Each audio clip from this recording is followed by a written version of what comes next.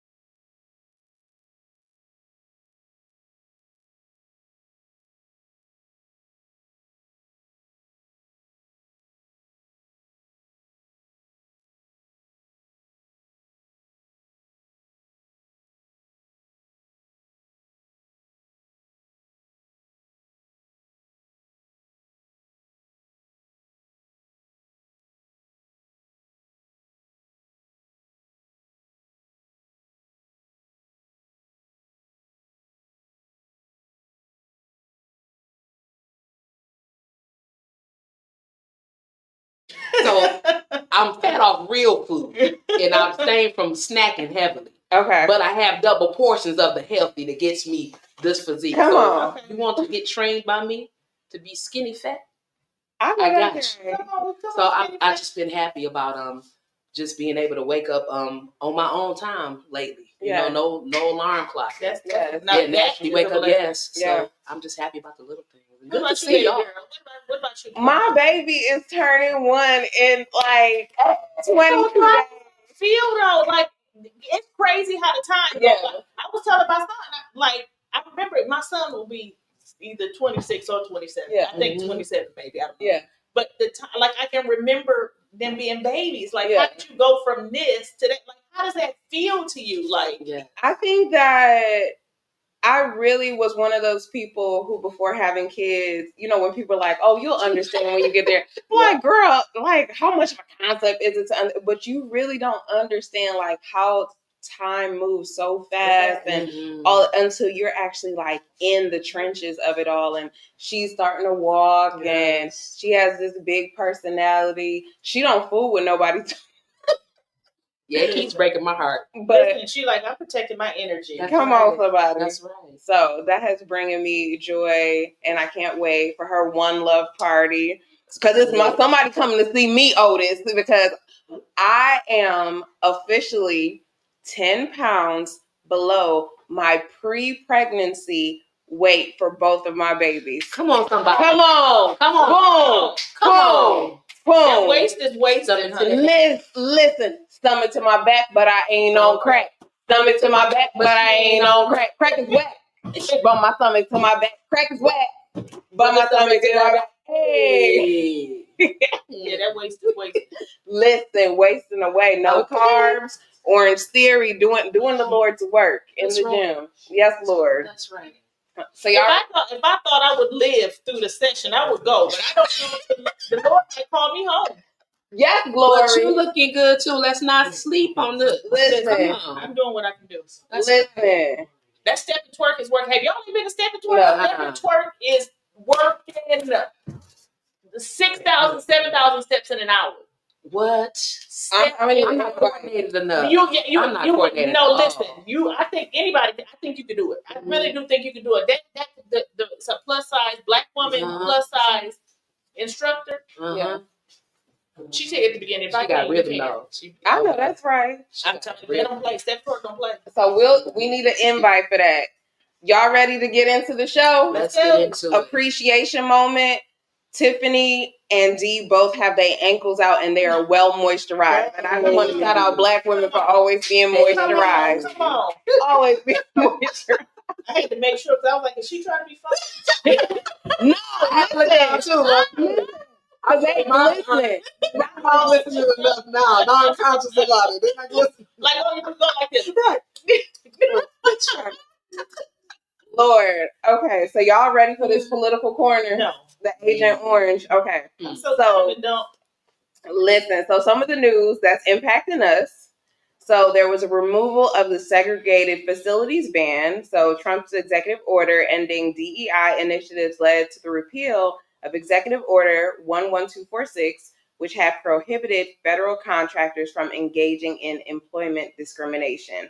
So this eliminates bans on segregated facilities for government contractors. But one thing to note, like the federal discrimination law still exists. Right. So this And is one. state. Yes. Right. So a federal judge, this is a win, blocks transgender military ban. There's a lawsuit against the removal of the LGBTQ plus articles, like on the CDC website and stuff like that, where people may go to, get some information. And some civil rights organizations have sued over the DEI and gender order. So people are about what people have been feeling about some of this stuff. I think it's been a continuation of what we felt maybe 8 years ago, and since January, we've been feeling this onslaught of attack, this attempt at erasure, and at the same time, I'm starting to see some people welcoming a separation, right? Yeah. Welcoming segregation, welcoming different things that is frowned upon. But I'm feeling like the environment is saying, bring what you will and we'll do with it what we have to. But if we segregate, Black people keeping seasonings. Mm-hmm. We will. Seasonings and soul. We will. Look, right. This what you can't have is my laws. You can't have my soul, my joy, or my laundry. That's what you can't have. Garlic powder, onion powder belong to us. But you can keep franken beans. You can keep franken beans. You can keep that goulash. You can have goulash in every casserole. Y'all can keep it. Y'all can keep the casseroles. Okay? And everything that y'all make with the cream cheese in it, y'all can have. And raisins. Listen. We got candy yams, so we own candy yams as well. Now we own candy yams, Lord. And do. See, the thing about it is this: y'all tried to give us some scraps, thinking that we were gonna feel less than. But what y'all don't know is y'all come to our restaurants because y'all's food still tastes like segregation and apartheid and oppression. And it goes right back into that: do what you feel like you want to do to me, and I'm going to show you what I do with that. Yeah, we've always done. Always have. Yeah, always have. Yeah. Did y'all hear about text message gate? Listen. I couldn't avoid it. Are you serious? And this is the craziest thing to me. Like, you... Hold on, wait. Let's give some backstory just in case. Please. Okay, so picture it. 2025, the Trump administration. They in the battle zone. They about to go get the Houthis in Yemen. They like, oh, we knucking, we bucking, we ready to fight. It's better to think twice. So normally when it's about to go down, they're in skiffs, they're in secure meeting rooms. And I'm saying these meeting rooms is so secure, you can't even wear your Apple Watch into it. So it's supposed to be with special phones. I'm talking about the landlines with the, So these people on Boost. Listen, got something that's like a step above WhatsApp, which we already know can be infiltrated or whatever. Created a text message group about this attack. Didn't realize that they had put a journalist in the group. He thought it was fake until he started seeing bombs over Baghdad.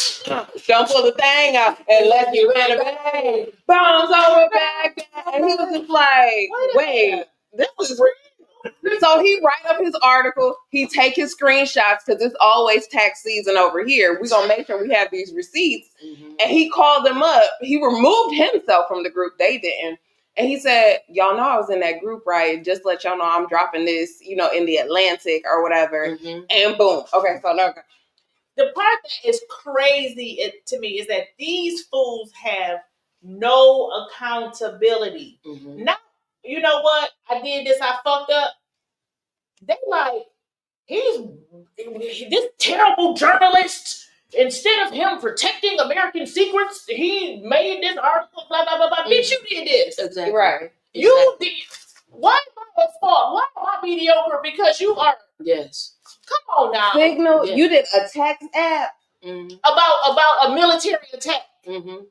And not only the accountability. Listen, we don't even use Signal to talk about Thanksgiving dinner recipes. Exactly. We at least we get at the table for that because we know that we can't, But y'all are, come on, man. It's this man's fault. Yeah. Y'all still have not said, you know what, we messed up. But you want to tell them is that this terrible journalist, y'all want to try to discredit him and make him out to be a bad person because you've done something wrong. Come on now, we learned not to do this in elementary school. And they try to revamp it. 5. He knows that when you do something wrong, you take accountability for it. You apologize. You don't say it's my teacher's fault because I can't read. That's right. You say I didn't do my work. It has been people sending sexting that have been more private. Yes. Than this. Yes. You can't get to certain folders on You phones. know how long it took for us to figure out about Bill Clinton? Yeah. It's not only the accountability piece, If there was TikTok, I think it would have been competency. the incompetence. Yeah. The incompetence. And celebrate it. Yeah. Celebrate it. But to go on this whole DEI erasure thing and all this. So wait. I have a question. Yeah. If we following the letter of what is DEI, according to them, are all of these people DEI hires? Baby. Because I don't see no got to be. Where's the merit? Where's the merit? It does not exist. That's but right. That's why they need to eliminate us so that they can be the best of the worst. Yeah, it's DEI. But it's crazy dumb, because entitled, and inefficient. You get rid of people with Purple Hearts and medals for people that don't even have Girl Scout medals. How? No, really. I sound like I'm kidding, but this is very serious. No, it's very serious because they need to be the best of the worst. Yeah. I am the worst at everything, but I'm better than you. Yeah. Well. Yeah. Because I can keep a secret. Yes. Unless you put it on Signal. Well.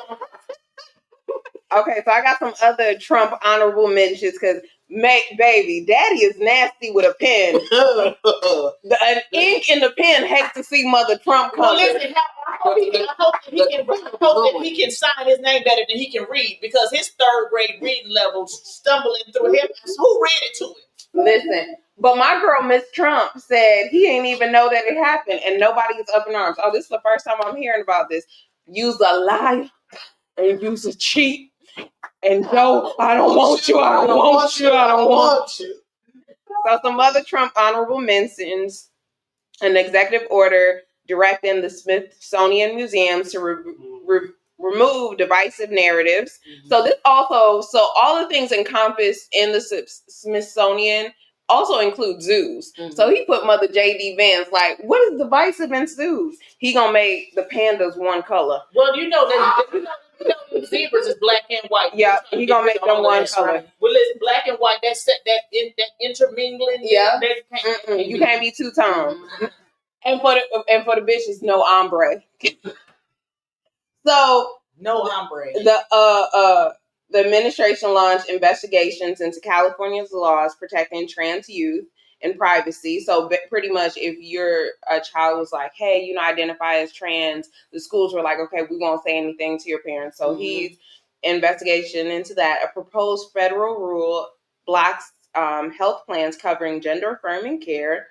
The Department of Energy canceled clean energy grants and froze hundreds of projects. Massive layoffs, so 20,000 jobs from HHS. So that includes like the CDC and all the people working to make sure everything is good and clean. You could wash your behind with clean water. The chicken and stuff you eat ain't got bird flu or avian flu or even Theraflu and all of that. And they, once again, the tariffs, the terrible tariffs. And then last but not least, rolling back pollution protections that could help revive. How is this for the life of me, how is this effective? Like, what is the point? Like, how is this helping? Because your big ass clearly eats chicken. Mm-hmm. You know, you're not drinking enough water, clearly, because what color that skin is that, dry. that jaundice or something that he has with it, that chicken skin. And that's from the CDC. So that vitamin D that the CDC. Clearly, so how is removing protections on our food and on our water and on our, how is that helpful? Mm-hmm.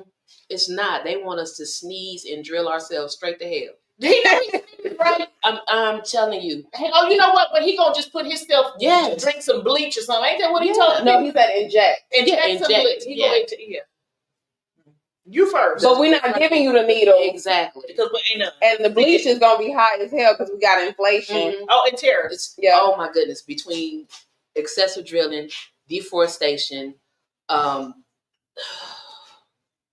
scrutiny about immunizations, all of these things will send most to an early grave. Let's just be real. And it all goes back to depopulation. I believe that's the end goal.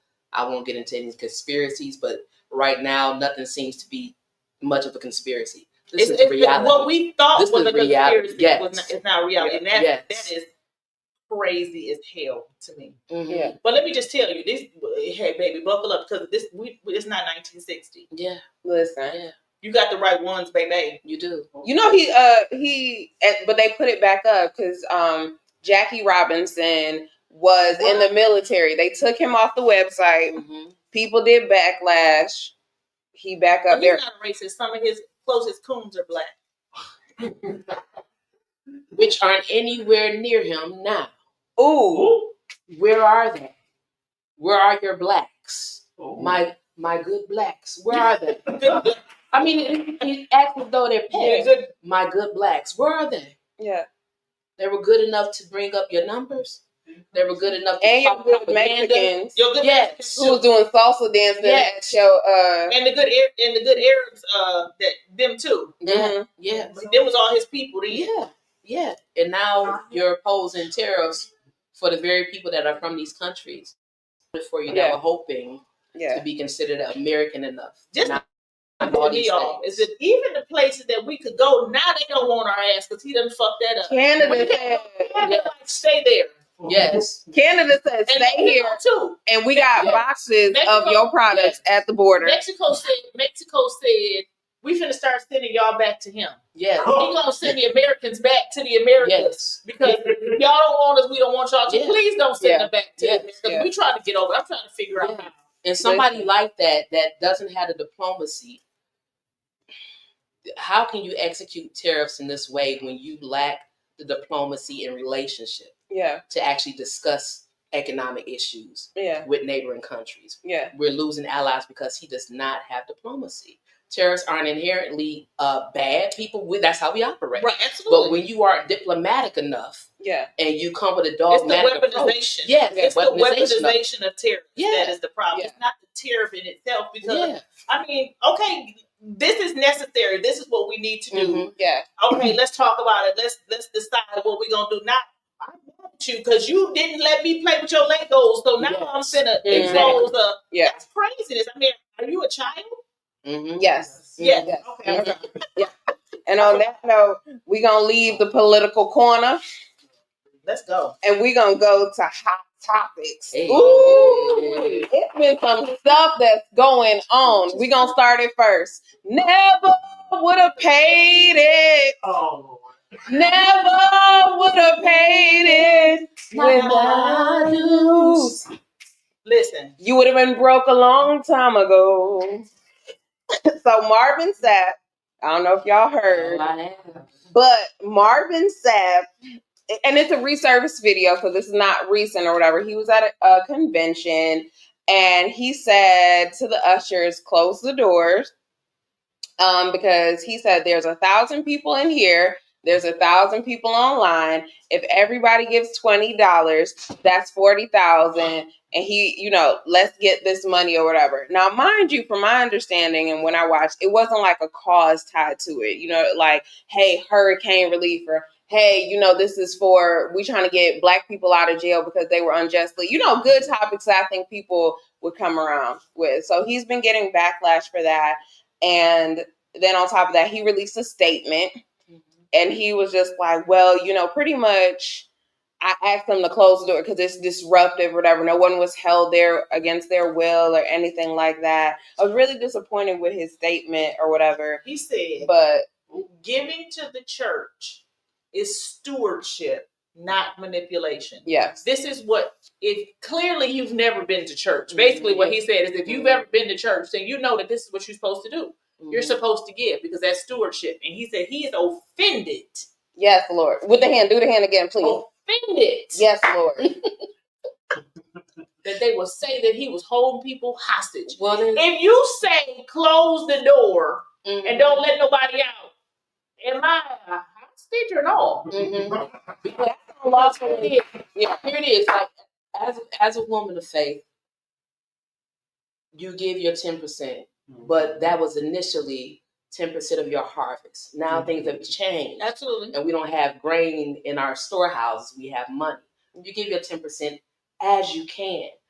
Lock the doors. Lock the doors. Was like, if you aren't willing to give, I'm going to lock you in here until you're willing to give, because it wasn't a lock the doors to keep anybody out.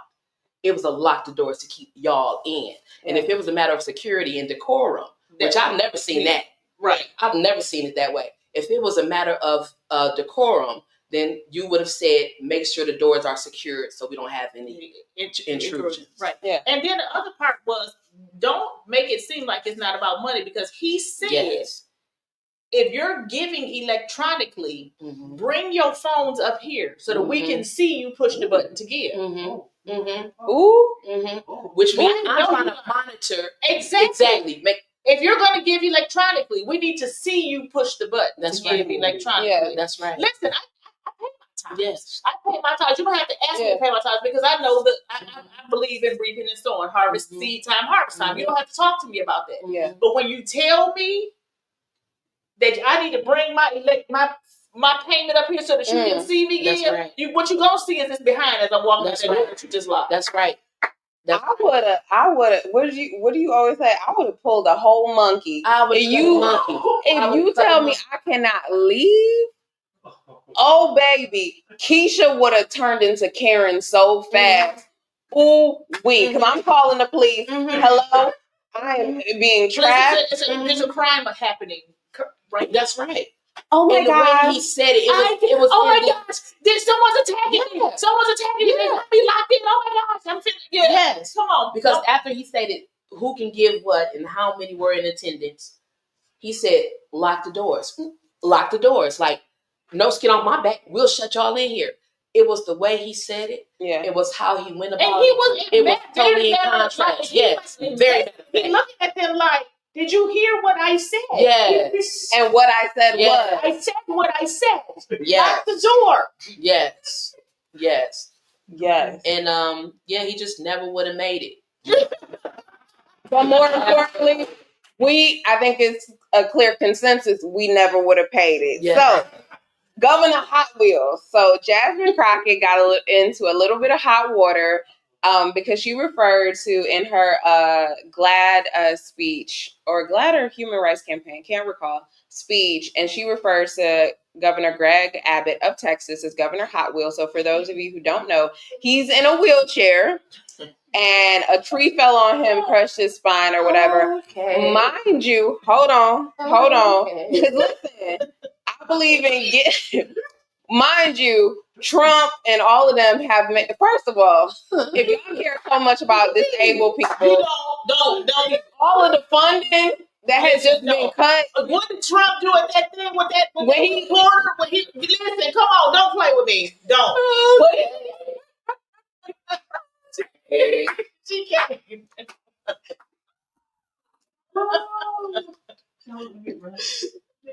That'll do. We're gonna go on to the next thing. So Kanye West has been ranting. And I don't know if y'all seen recently, he put on a black hood, like a black Ku Klux Klan thing. But he also called, which I think solidifies the night before for this relationship, he also referred to Beyonce and Jay-Z's kids as being the R word. I hate that word. I hate it. I hate that word. And Kanye that is the pot calling the kettle black. Come on. Because he is the beat and the toot. Okay.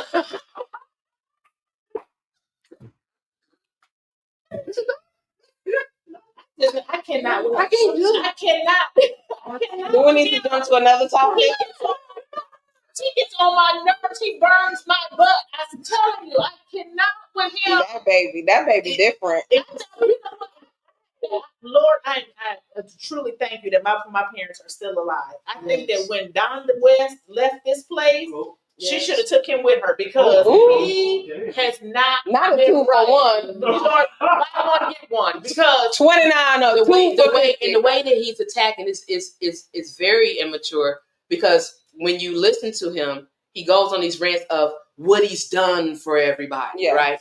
What he's entitled to for having done this for everybody. Yeah. But the artists that you have a gripe with, one hand washes the other. They made you money too. Literally. Your songs wouldn't be what they were without those artists coming on there too. I think that we're watching someone have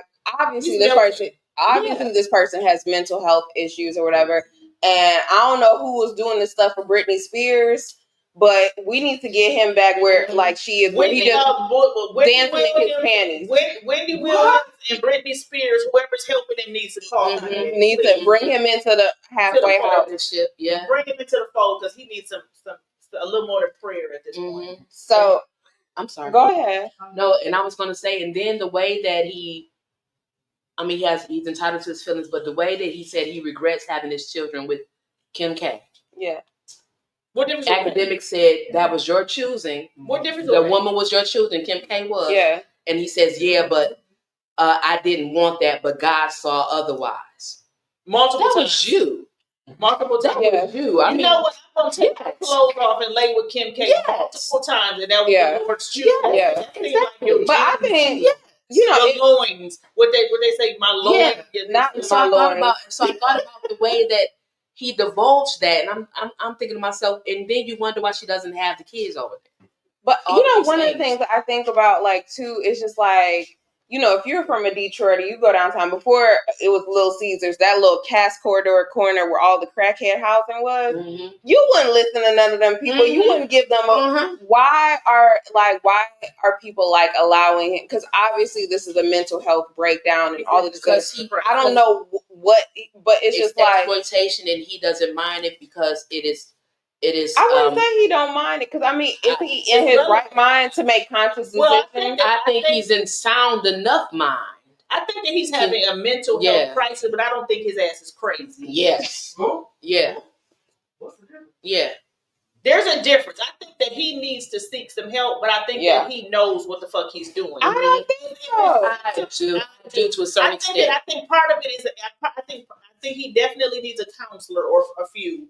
But I do think that he knows what the fuck he's stoking the fire. He knows how to stoke the fire. Yeah.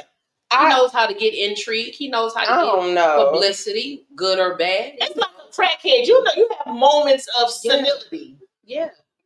Yeah, and I think when he realized he being crazy, he usually take himself off social media or whatever. But I knew he has moments of senility. I knew this one lady or whatever. I called her Auntie Pam. So randomly one day I was at Capitol Grill in Somerset and I met this white lady. She was going through a divorce or whatever.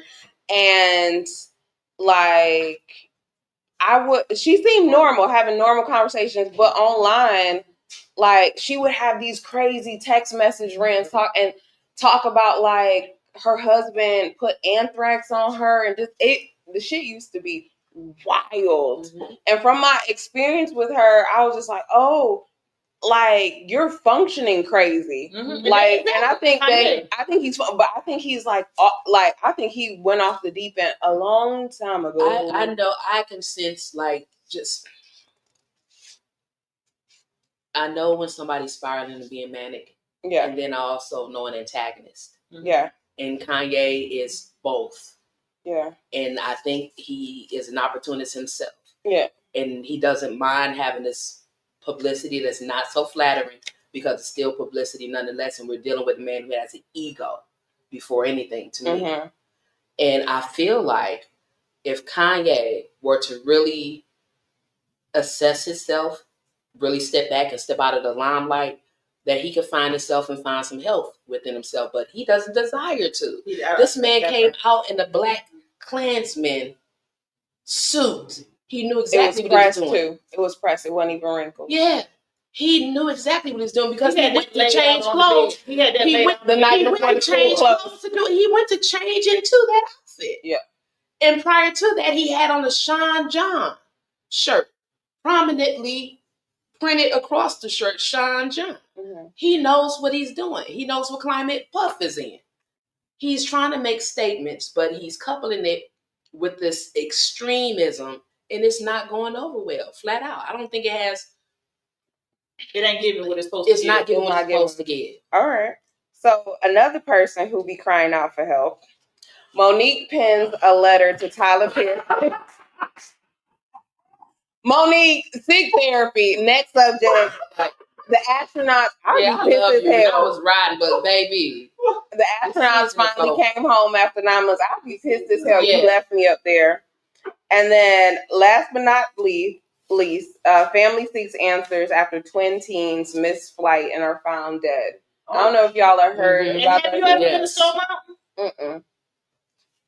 Break it down. Give us some insight. Stone Mountain is, we lived in Stone Mountain, the city, but Stone Mountain, the place, is historically racist.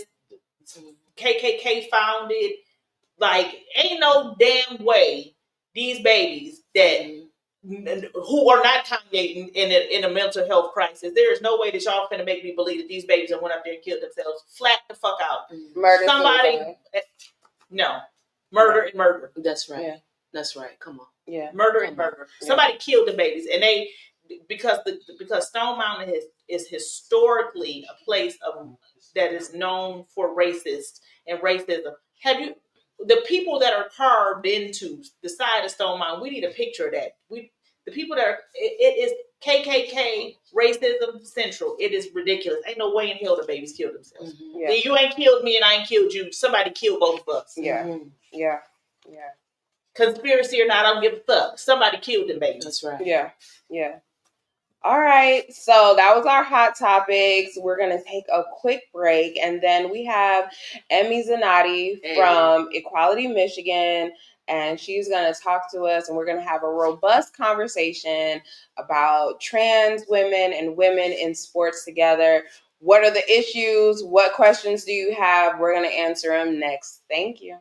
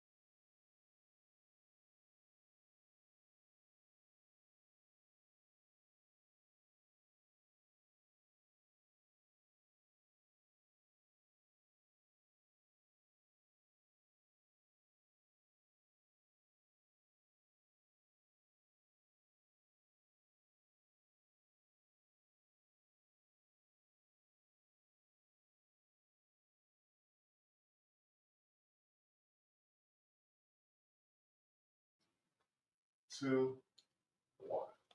Welcome back. Glad you're still with us. We have the awesome and amazing Emmy Zanatti. Yeah. So Emmy is a dedicated LGBTQ plus advocate with over a decade of experience in campaign management, coalition leadership, and private sector advocacy. As a trans woman, she empowers fellow LGBTQ Michiganders and ensures that their rights are protected, honored, and valued. Thank you so much for Thank you. being here. Yeah. I'm happy to be here on International Transgender Day of Visibility. Hey, okay. Call it. So is it okay if we just to honor that, if we could just do a quick moment of silence? Well, I think we can. Yes. Yeah, a quick moment of silence. Okay, because we stand on the shoulders of giants, and some of them are not with us, but the fight still continues for equality, visibility, and respect. So we'll just do a quick moment of silence.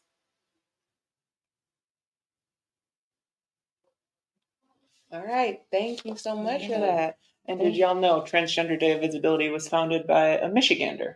No, Yeah, Rachel Crandall Crocker, who's Oh, the yeah. founder of Transgender Michigan. Yeah. Awesome. So today we're going to be talking, the title for today is Fit, Fierce, and looking at the huge topic going on right now, trans people in sports, because there's such an influx of trans people everywhere, to give y'all an insight of how many trans people exist that we have to just, defend ourselves like, oh my gosh, it's rampant. So in the US, 1.6 million people identify as trans. 1.2 million identify as non-binary. Mind you, the U.S. has over 300 million people. So, oh my gosh, so many. And globally, only 1%, I think we're at 8 billion or something like that of the world's population identifies as trans. So 1%, and then 2% identify as non-binary. And if you are so concerned about all these trans people infiltrating sports, oh my gosh, Emmy, there's so many. So the NCA says out of the 500,000 that they have, fewer than 10 identify as trans. So many. I failed math, but that just seems like it's so. Heaven forbid we focus on the 99% of anything else. Yeah, Right. Yeah. So, and then we also have the transgender military ban, which I think is crazy because I'm not getting my black ass up to fight. And if somebody is just like, I love this country enough, what does it matter? And what was interesting is they showed all of these amazing decorated trans service people, and they've been doing the damn thing. It's more experienced than Pete's headset with the signal. So he's a very smart man. Very smart. The alcohol on that 1800, because he's a drinker. But Emmy, what does it feel like to be? I know that we understand in a different nuanced way what it feels like to be Black and attacked, but what does it feel like when it's just a lack of humanity, erasure of identity, and just now that there are laws in the present time, because of, hey, you don't belong, we don't want you, we don't even want you to defend our country, and there's no right for you to exist. Yeah, well, first we should take solace in the fact that all of the trans signal chats I'm a part of don't have the editor-in-chief of the Atlantic. Despite what they try to take from us, we still have a little more, brain power than what they're working with. But I think you laid it out really nicely, and I heard the conversation while I was sitting outside the studio, and you touched on a lot of this stuff. But what we're seeing in Michigan and the U.S. right now is not just the trans sports issue, which we're going to dive into, right? Yeah. It's the military ban. It's also this massive passport issue that's happening right now, right? Where trans and gender nonconforming people have been told that they can no longer get a gender marker on their U.S. documents that reflect who they are and how they move through society, right? And so that's taking away a community's access to self-determination. Yeah. And I don't know how to describe this to people who, so much of our political discourse in this society revolves around our borders and are they safe enough? Are they secure enough? And if you talk to trans people in Michigan right now, who are as close to our international borders as any state in the entire country, right?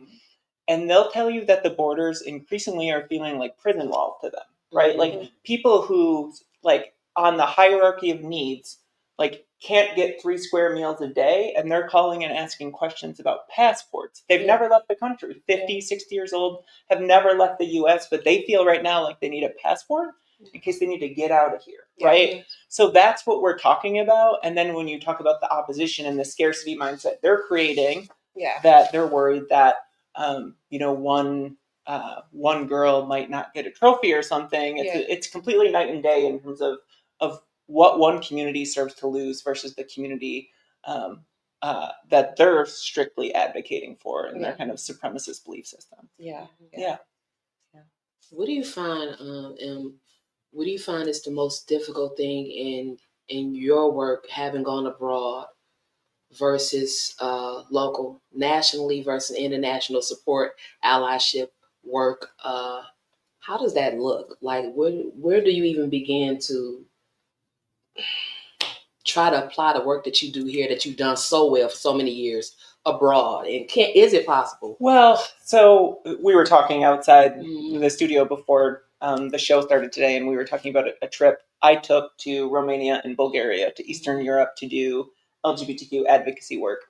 And it was there that I learned how kind of connected the system of white Christian supremacy was, not just from the wealthy elites in the United States, but the wealthy elites coming from the oligarchy in Russia. And a lot of the propaganda we see here, I was seeing there. Like the same, does anyone know what PragerU is? So we've seen those awful PragerU videos. I think there's a couple that in Florida that they're actually trying to put into their public education system that talk about all the benefits of slavery and things like this, right? So it's a really kind of disgusting platform where they push propaganda.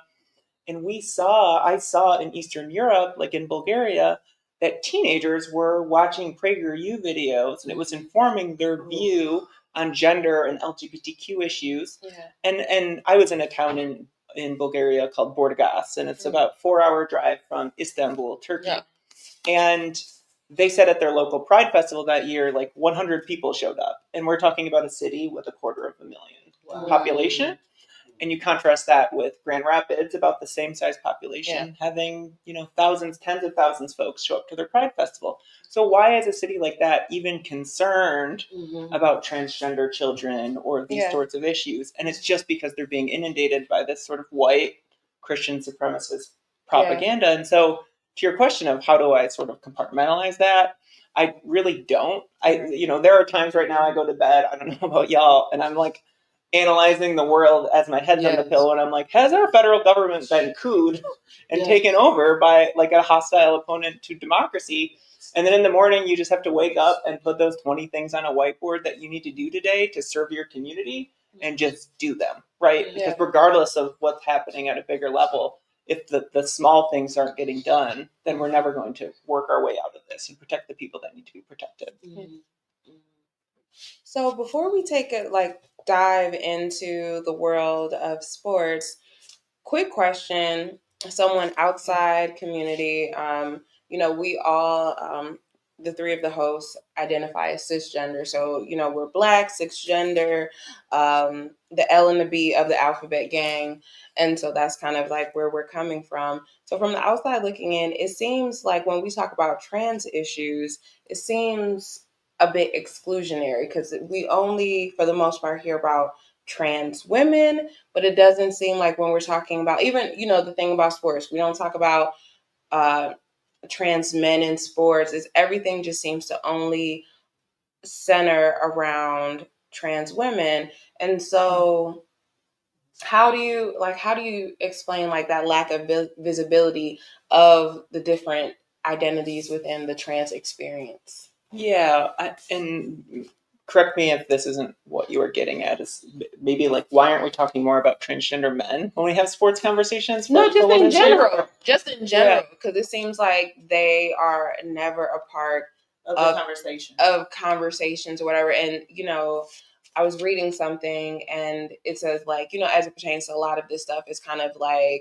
reverse sexism in the sense of, you know, looking at the person from how they were born biologically and just like erasing like how, you know, and this is not to misgender anyone, you know, anyone who's a woman, they kind of get like pushed out of the spotlight, and the same is happening for people who may have originally born in female bodies. Like they're, even as they transition, they still have that where they're pushed out of the conversation.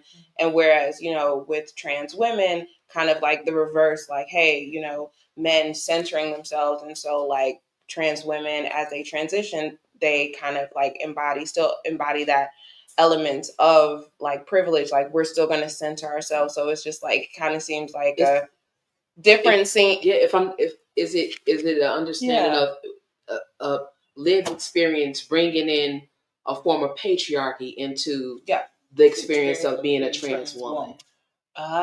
So I actually think maybe it's a little bit the opposite. That trans women are losing some of that when they come out in transition, especially trans women who come out as adults. Obviously, there's people as young as 5, 6 who know they're a girl from the time they're born. That we can speak to the fundamental differences in our experience from before we transitioned to the position, and how we stopped getting listened to in meetings or all these sorts of things. But I think more important than understanding, I think this system's of power that are at play, which is trans women, I don't think, are the ones who choose to focus all of their time and energy on trans women. I think more so the opponents of gender equality broadly tend to focus a lot of their time, energy, and money on transgender women. And I think the legitimate question maybe to be asked there is, where have we seen that before in history, which is a conversation about subjugating a marginalized class through the notion that you're protecting. Who are they protecting? They're trying to protect white women, they claim, right? And we've seen that in the way racism played out in our country's history. That when white women could look like victims, you could really subject a marginalized group of people or a minority class of people to any sort of mistreatment. And so the sports thing is like their first bite at the apple, but it's certainly never where they stop. So we saw Democrats in the state of New Hampshire support an anti-trans sports bill, thinking, I think, that it would give them some political coverage, right? And then what they found is they then had to go on and vote on bills to take away access to gender-affirming care for young people, the drag bans, right? Like things just sort of continue.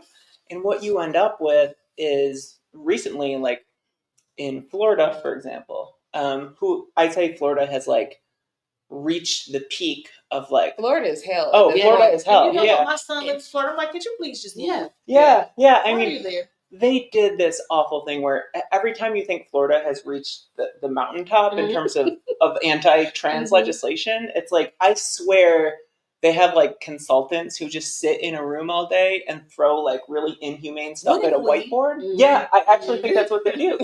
I think it's like these Cato Institute type consultants just trying to decide, how can we be more inhumane to these people? And one of the things they came up with recently was they were going to start treating trans women in the carceral system, in the prison system, differently depending on their breast sizes. So they're using an adolescent breast scale to measure the breast sizes of transgender women. And if their breasts are large enough, they will continue to get access to makeup or feminine garments like women's underwear, things like that. And if their breasts are too small, then they basically just get treated like Florida's men. just built Wow. So like, it's acceptable to the male gaze. So You're treated. Iowa and introduce sexism now. So let's introduce that as well, because now if your breasts are big enough, you can stay. And that's ultimately how I think that at the end of the day, as much as they want to pretend like they don't see and treat transgender women like women, the telltale sign that they do is how much energy they spend policing trans women's bodies and autonomy. Right? And that's what I think a lot of this conversation is about right now. Thank you for that. Awesome. General policing of women's bodies, because it's trans women, it's cis women, it's just let us tell you what you can and can't do with your body. Right. Sit down, please. And Iowa, actually, I'll just add this really quick. And I know we probably don't think of Iowa and Michigan as being like a state that was very like far forward on progressive issues or LGBTQ civil rights. But so in 2025, just a few weeks ago, the state of Iowa removed gender identity from their state's non-discrimination protections. And a lot of people said, I didn't know Iowa had civil rights protections for trans people before that. Oh, wow. And they did. Guess when they enacted those protections for trans people in the state of Iowa? When? 2007. Oh, wow. So in 2007, the state of Iowa said, we think these people should have civil rights protections. And 18 years later, they said, we no longer think that these people deserve civil rights protections. So I think it just helps paint the bigger national snapshot of this is just about taking away people's civil rights. Mm-hmm. It's not about protecting anyone's access to trophies or sports or anything like that. Yeah. So I had another question. So as we talk about sports or whatnot, seems like there's a lot of, well, I mean, I know most of it is fear mongering or whatnot, but how do you balance the concerns by women regarding fairness and safety with the need for inclusivity for trans folks as it pertains to sports? Yeah, I think I think fairness and safety are like, you'd be hard pressed to find someone who would say like, I don't want anything to be fair and safe, right? Yeah. Like whether you're on the trans side of this argument or the I don't even want to call it the cisgender side of this argument because it assumes everyone has the same position on that side of the argument. Yeah. So regardless of what side you're falling on in this discussion, I think we could all probably agree we want youth sports to be accessible and fair. Yeah. And we probably have different definitions of what accessible and fair look like, right? Yeah. And so the hardest part about advocating for the trans community is there's nuance in that conversation, right? Mm-hmm. And oppressive forces, I think, benefit from creating a black and white conversation, a yes or no conversation, right? And a binary conversation. Yeah. And that's what they do with trans participation in sports. So in Michigan, for example, we have something called the MHSAA, the Michigan High School Athletic Association. And this is an independent governing body, right? Yeah. This is not tied to our governor. This is not tied to our state legislature. And their responsibility as this body is to make sure sports are fair and safe and accessible. And they've had a process for years where they allow trans girls to participate in sports. I mean, I have a quick question before you get into that, because I think it would be super helpful if there was a foundation. What currently, whether it's Michigan or nationally or even Olympian or whatever, what are the rules for people who identify as trans engaging in sports? Yeah. Like, what are the restrictions? Do they have to have been on certain hormones for a certain, like, what are the, because I think people's perception is, hey, I wake up one day, I'm trans, I could just do these sports. And I think we should level set that so people understand. And there are sports where that would be allowed, like co-ed sports, right? Like the president in his State of the Union address, I don't love calling him the president, but in his State of the Union address, he... Just call him Tang. Okay. So in his State of the Union address, he talked about a transgender woman who won her competition by 8 hours or 5 hours or something. He failed to mention that it was an 8-day-long competition, like one of those really rigorous, like ultra marathons. He also failed to mention that the entire field was co-ed. Yeah. So it wasn't limited to just women participating in sports. Yeah. So I think that's an example of nuance because we're talking about a specific sport and a different set of criteria. And so there's no universal body of criteria to determine fairness in sports, right? It depends. Is this an individual sport versus a team sport? Yeah. What age are the kids? And so I think it's why we rely on these independent bodies like the NCAA and the MHSAA because they are the experts. Like Ted Cruz is not the expert on keeping youth sports fair and safe. Donald Trump is not the expert. Yeah. And neither would have been Barack Obama. Neither would have been Joe Biden, right? Yeah. And that's why Barack Obama and Joe Biden weren't in there dictating by withholding federal funding what school districts and what states should be doing on this issue. Yeah.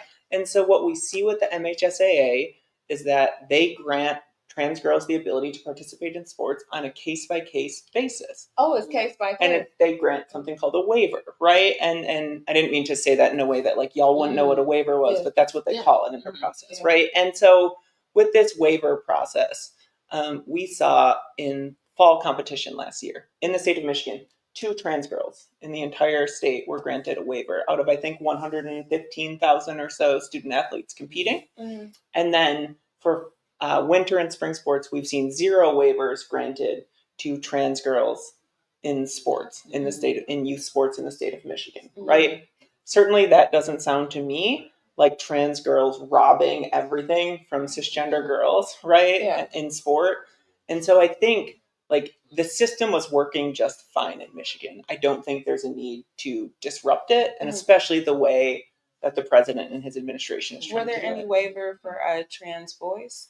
Well, trans boys do not need a waiver, from my understanding. So for a trans boy to participate in boys sports, the same as there are cisgender girls who participate in boys sports. Yeah, and I think in high school and middle school. The nuance of the waivers and who would need them in the trans community, that's selective. Biologically speaking, we have attributes that could advance us in certain areas. I wonder why there aren't considerations for waivers for those trans men and boys. And I wonder if it's the fact that the world sees that biologically trans women are still stronger, and it's like reverse sexism. Right. Boys are stronger, and so because I never knew that part. In their minds that men are just biologically stronger than women. So for a man to be in a woman's sport, and I'm speaking from their point of view, that there is an advantage. What do you say to but that? Then a woman being because women are women are if you want to be disadvantaged, and I say that as a larger woman, as a sometimes more masculine presenting woman. Like I could be stronger than you, or you could be stronger than me. Waivers body some people. Yes. Well, I think we're getting the waiver.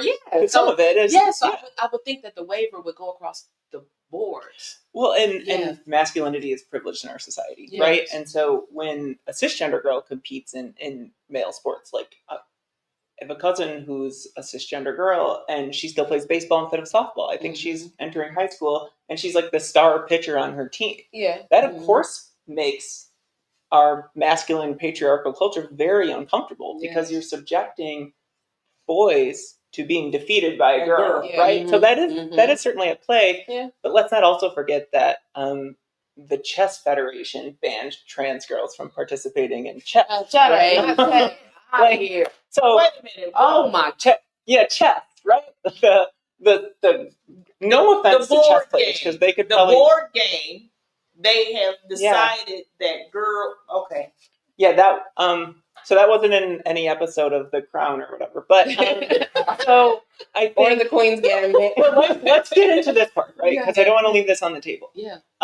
Like where does this all stem from, and how does it impact girls broadly? Because they're saying they're protecting cisgender girls, right? And in reality, we saw a Republican politician in Utah attacked a cisgender girl online because she appeared too masculine. Yeah. And where do we see this? And how is this like? Let's have a real conversation here because this is actually rooted in racism too. Yeah. Right? Yeah. We saw how they talked about Imane Khalif over the summer. Do you remember her? She's the Algerian boxer. And Caster Semenya. And I think one of the things that I always tell people as they call it the trans thing to be very careful of, because if we start playing this game of hormone levels, Black women sometimes have higher levels of testosterone than our white counterparts. So if we what would be the actual baseline? And a lot of things are more nuanced. And let's not forget when, Black people started engaging in sports, like, oh, they have an unfair advantage. Their bones are too long. They have those Kenyan bones or whatnot. And no matter what you agree with, or whatnot, remember that I think it's super important when we think of MLK because people love to use him.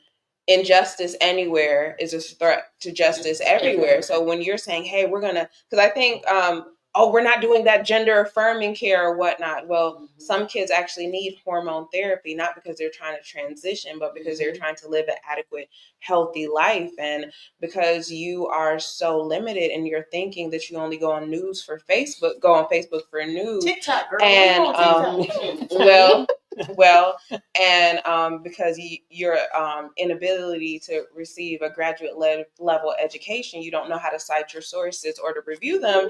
You are compelled to believe that this BS is true, and these trans people are attacking us. Because as I said, there's so many trans people. Look under your mat. Look under the bushes. They're there. They're coming for you. You know, gayness is contagious. You just caught it. That's great. Yeah, I think you nailed it, right? So the Human Rights Watch in 2020 published something that was like 80 years of sex-based testing in sport has disproportionately impacted, the terminology they use is women of color, right? And so you talked about Castor, I talked about Imane. You also, though, I mean, we remember when they were calling Venus and Serena too masculine, or calling them men, or Brittany Griner, right? Brittany Griner was sitting in a prison cell in Russia, and all they were talking about online was whether she was a man or not, right? Like PolitiFact had to put out a fact check because of how rampant that misinformation was. And it's not just, we're not just talking about athletes. They said the same thing about Michelle Obama, right? And still. So let's not forget that this is really rooted in like capitalist white supremacist culture. And even the conversation that we're having from the other side, which is about, they like to lift up the conversation of scholarships. There was a trans, actually, we still don't even know if she's trans. They claim she's trans. This volleyball player at San Jose State, who apparently, if she is trans, they didn't know it until her junior year, which would seem to blow out of the water any, preconceived notion that trans girls have this massive competitive advantage. But that's a perfect example of, well, why are scholarships so coveted in our country? Because it's impossible to get access to an affordable secondary education in this country, right? So the more we argue about whether like one or two trans girls are allowed to spend time on a soccer field 3 nights a week with their friends, the less we're addressing real systemic issues that have hurt marginalized and minority communities since the foundation of this country. Because if we were really trying to protect kids, because I know I understand trans people are a huge, humongous threat, but I don't think, correct me if I'm wrong, they're not bigger than gun violence. Exactly. The number one, no, they're not bigger than gun violence or things that we're worried about drag queens reading to kids when some of these kids can't even read themselves.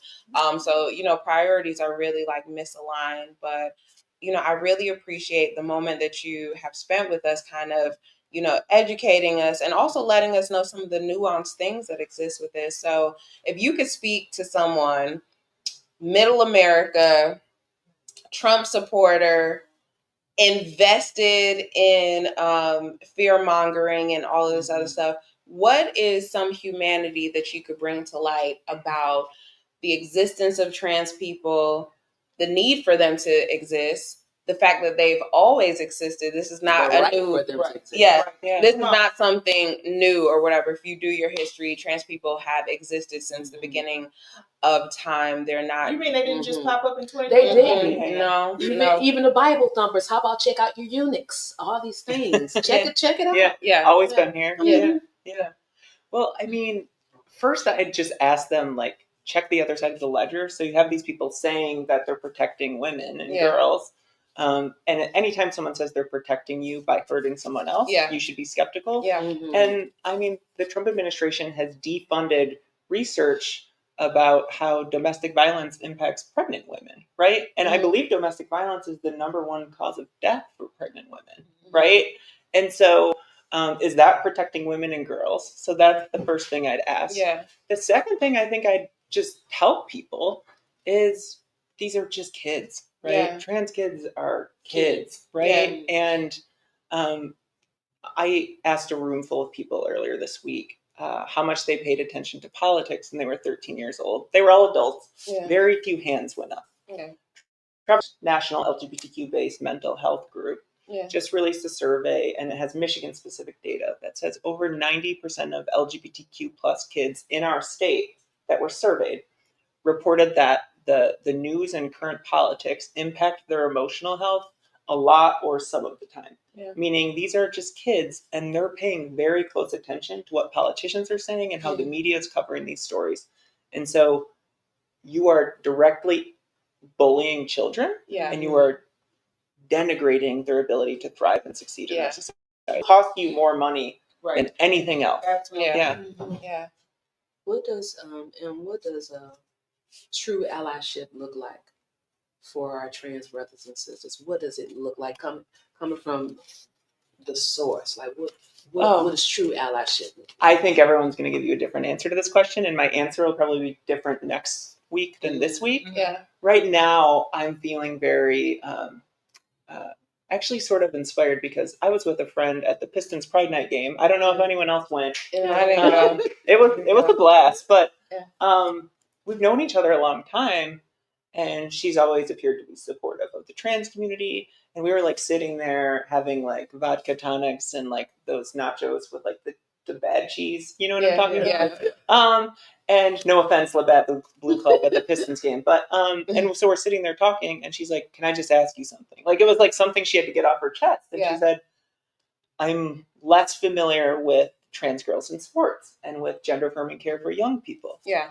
And I was like, whoa, we've known each other 6 years, and she just felt comfortable asking. So I think allyship really is actually vulnerability and how much you're willing to admit that, like, I actually don't get this, right? And on my side of the world and my work, it's like we have to meet people where they're at and bring them along. And so I felt like that was a really important moment in our friendship. But that's kind of my current thing I'm thinking is like, I'm not asking allies to be perfect. I'm asking them to actually be vulnerable and approachable. Yeah. All right. Well, thank you so much. And thank you for being here. Having me. Round of applause. We'll be back in a few with our rainbow question of the day. Thank you, everyone.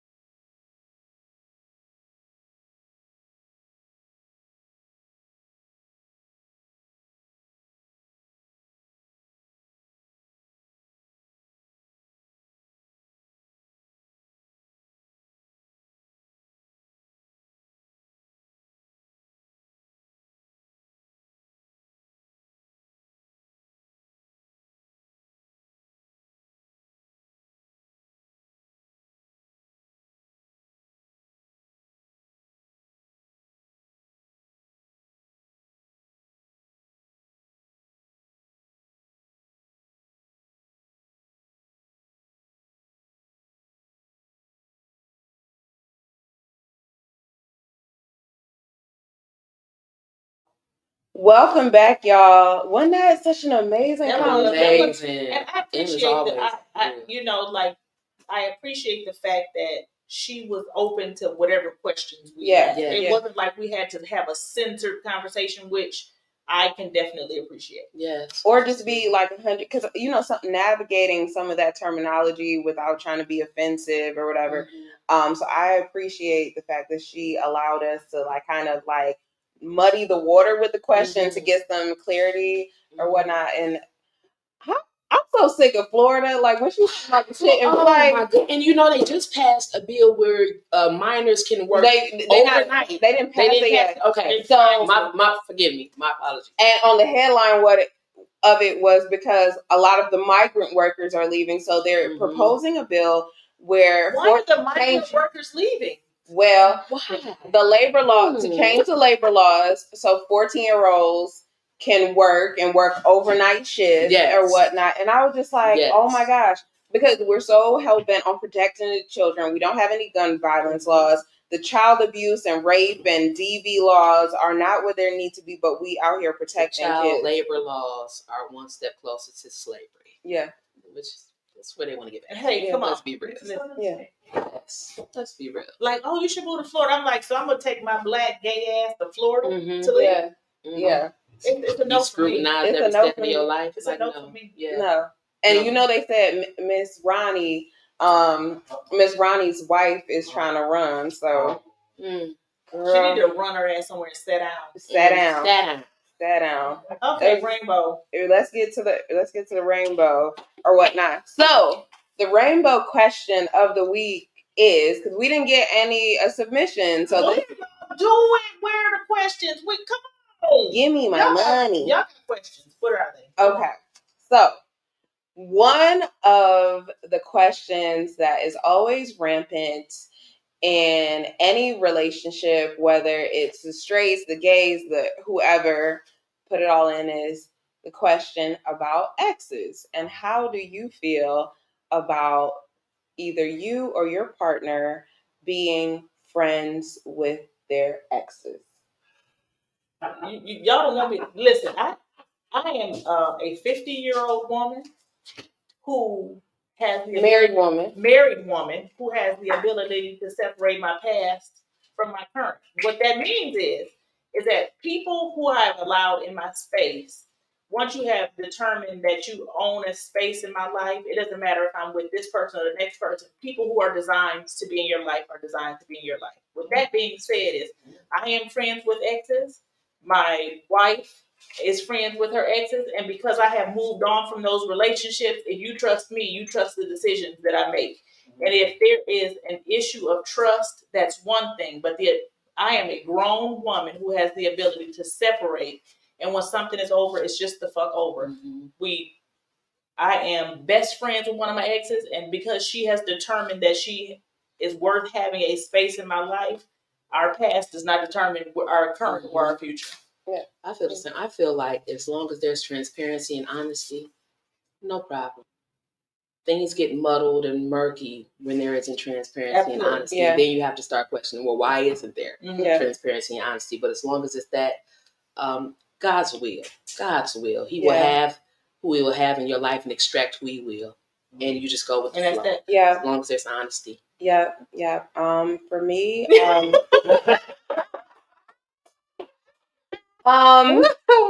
I shit, I wipe, I flush, it's over.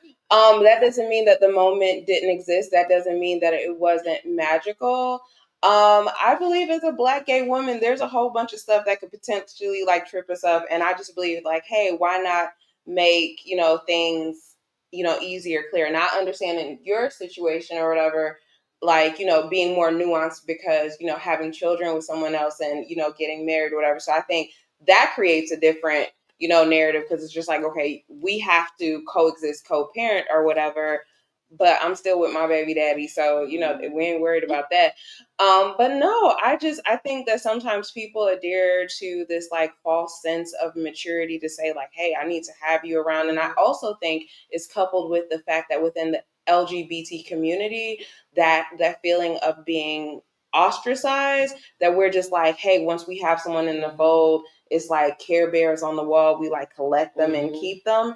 And I'm just like, no, that doesn't mean. To be clear, there's a distinction. That's where the honesty and transparency comes into play. Yeah. Because I will tell you this: I don't chew my tobacco but once. I got that advice from my friend's mother. You don't chew your tobacco but once, meaning you don't return to the same space that you were once in while in a relationship with them. But let me ask you this. Let me ask you this. Real nigga shit. Real nigga roll call, right? Yeah. So this is the thing. Two people can cross the line. Yeah. But not both people can cross that line back together. Mhm. So what I'm saying is we're only in control of ourselves, That's right? yes. So it's just like, me personally, I don't put myself in potential awkward positions because it doesn't sometimes have to be a potential awkward position. No, When you notice that there is something that's not quite right, it is your responsibility for the sake of your relationship to end that. My shit belongs to me. If I am friends or friendly with somebody who is unable to cross the line, it is my responsibility to make sure that that line no longer exists. You have to put yourself in a position where you are in control of what happens around you. I dated people, some of them good people and some of them bad people. The ones that were not, those are not people that I plan to establish relationship or maintain relationships with. The way that I feel about it is that I dated you for whatever reason. We no longer in it. Doesn't make you a bad person. Doesn't make me a bad person. Clearly, there was something that I liked about you. Clearly, there's with some people something that's worth holding on to, and those are the instances. I ain't sitting up here saying that I'm friends with all my ex. Some of them can kick rocks. Because there was a reason why.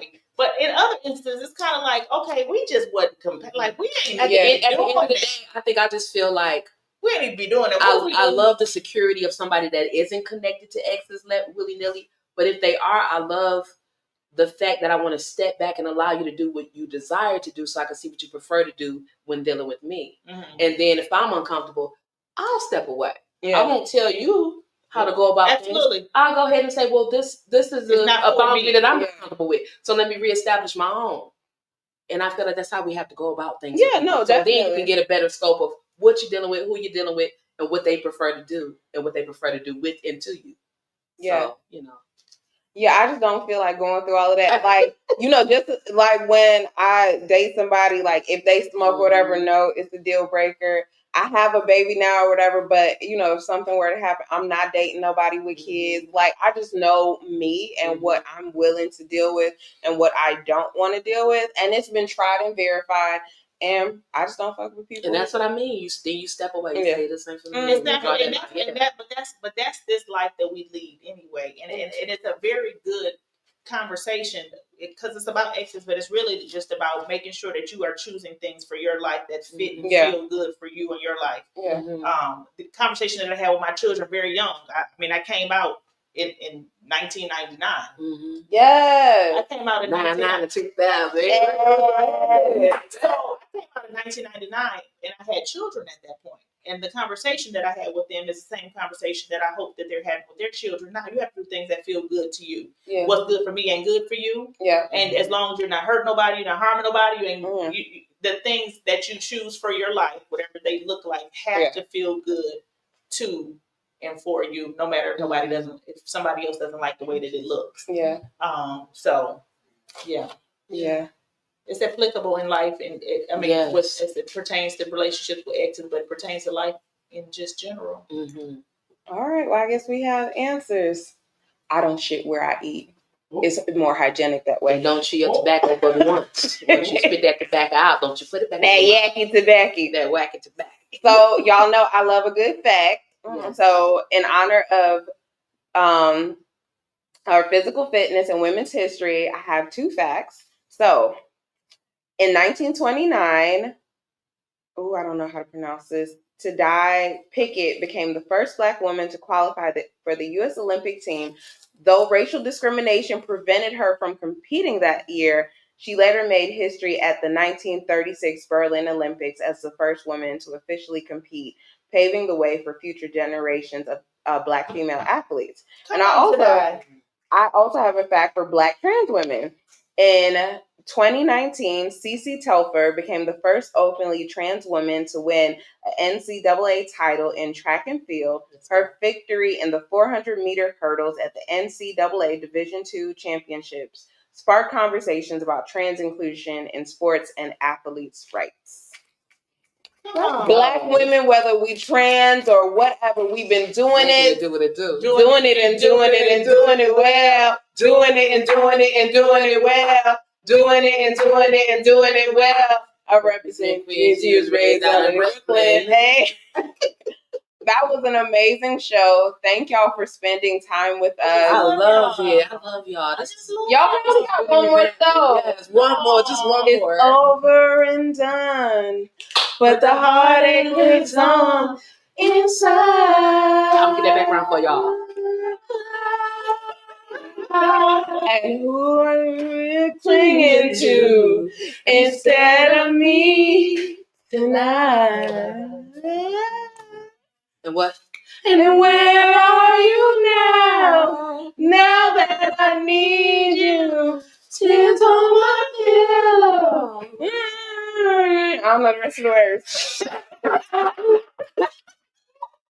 It come and it go. It come and it go. No, but real talk, y'all have blessed my life. Like just this time with y'all. So amazing. Like Yes. a really, really great experience. Like I knew that it would Yes. be, but just to like live it, it's like more than I could have expected. Yes. And if I had tears, I would use them. Okay.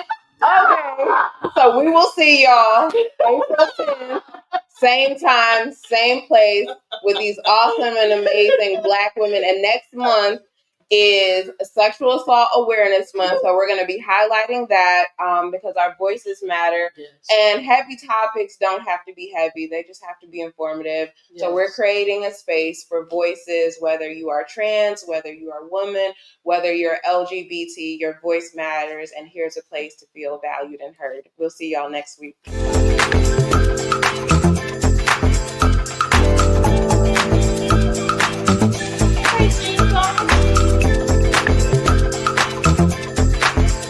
Okay.